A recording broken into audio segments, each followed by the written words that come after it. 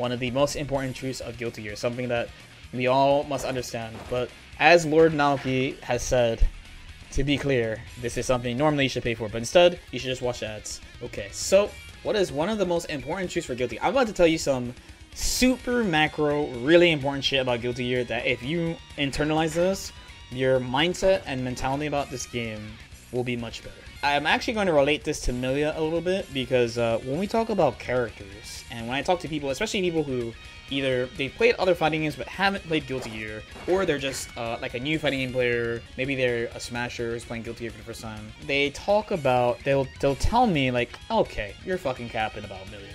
One of the big thing is like, yeah, if you make a mistake, if she's perfect, if you play perfectly, then of course she might feel good to you, but if you don't play perfectly and you make one mistake, Soul is gonna touch of death you, or like Potemkin is gonna kill you in like 2 hits or something like that, right? So let me impart on you this piece of knowledge. This game has a mechanic that is literally there for if you make a mistake. First, you are allowed to make mistakes in this game. And not only are you allowed to make mistakes in this game, but if you take what I said about win conditions, so everyone has a clear win condition in this game. That's one of the ways they made the game more accessible / more like easier for new people. Every single character has a very clear win condition. So what is Soul's win condition? If Soul does this and corners you and he's here, now he's going to punch you, and then you have to pick poke throw. If he pokes you, he does mad damage. If he throws, it does like 15-20%, and he repeats the situation. This is the situation he wants. If there was no burst and he hits you, you would basically be dying right away. This would be an extremely stressful game in tournaments, right? But thankfully, just in case this happens,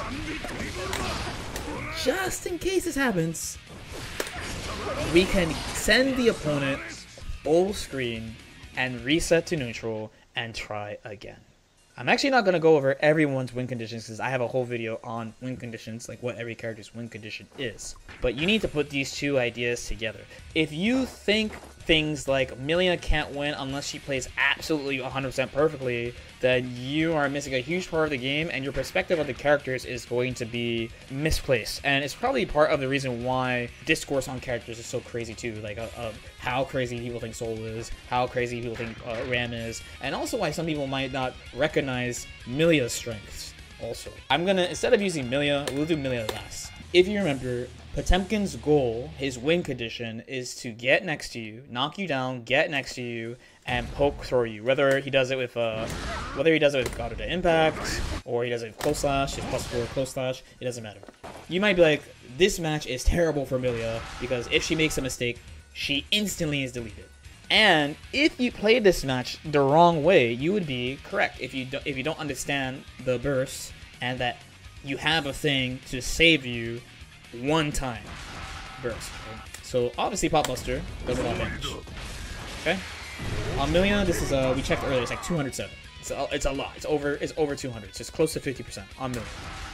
His B&B is like 180-ish, so it's almost 50%. So the poke and the throw do almost the same damage. If you got hit by this, a normal player would get hit by this, and then be like, oh snap, Potemkin's on me, he did a combo, I got a burst. And that makes sense. You don't want to take all this fucking damage. You can reset back to neutral and try. Let's say we get hit by this. This does no damage. This does no damage. It's just sweep. Just sweep. Nothing to be afraid of. Right? He gets access to his win condition.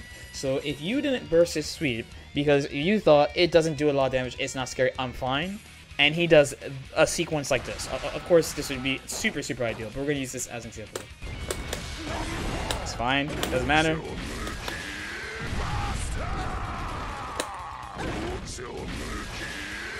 Okay. So this came from, I didn't burst a sweep, right? The sweep doesn't do a lot of damage. The sweep does barely any damage. It does barely any damage. It doesn't do shit. After I got Potemkin busted, I can't burst anymore. If he takes Potemkin buster, I'm just dead. I'm just dead. Just because I misplaced my thought on what is important for a hit and thought this was okay to get hit by. as a different extreme too. Like, if you get hit by slide hit, this literally does 0 damage. Only because I did not judge the hit that I took as a meaningful hit, because I don't understand what is actually like the win condition, like what is actually happening to me. If you only think of the situations in this game as the damage you're taking, soul hits you with a counter hit close slash, for example. Is that bad? Fuck yeah, it's bad. Like, you're gonna take a lot of damage, right? But like, this move that does literally zero damage can lead to you losing. Deadass. So many people have told me in YouTube comments. I think the stronger players of the game, like the competitive players, get what I'm about to say. But like, so many people told me in the comments, you know, LK, you said this thing about her mix-up and blah blah blah. Even if they say even if it's a mix-up, like it's not a mix-up, but even if it's a mix-up, you have to hit them so many times. But what they don't understand is, if, let's say, I'm even gonna do, because this sequence happens like a decent amount to me, right? A decent amount. If I cross him up and he doesn't block this, I actually get good damage. Like, I get a big combo. If I go for the high-low, for example, so I do the same damage, but I repeat the situation again. Her positioning is not different, so you can do the left, right, and high-low again. So despite it not doing the actual one mix-up, not doing a lot of damage, you're gonna get hit multiple times. For the stream, you just watched me play Flux for like an hour straight, right? There were multiple times where I was in situations where like either I couldn't get over him, so I had to go to high-low, or blah blah blah blah blah, right? Despite that, there was multiple sequences where I hit him like 4 or 5 times in a row with a fucking mix-up, and he had no burst, so he couldn't get out. When he had a burst, as soon as I hit this, he burst me off, because he's like, nah, son, I'm not gonna just give you your best situation for free. So please think about the burst, not just as a combo breaker, but also as something to protect you from the enemy's win condition and from when you make errors. This is something you need to put in your mentality too, because in case you're playing against a character that you may not understand, probably a thing that you can step back and look at is how you burst against them. This is what I did against a Potemkin actually today, literally today. I really don't like this thing of you can't make any mistakes, because like, that's literally not true. The game literally gives you something to give you an out at least one time. Okay, any questions?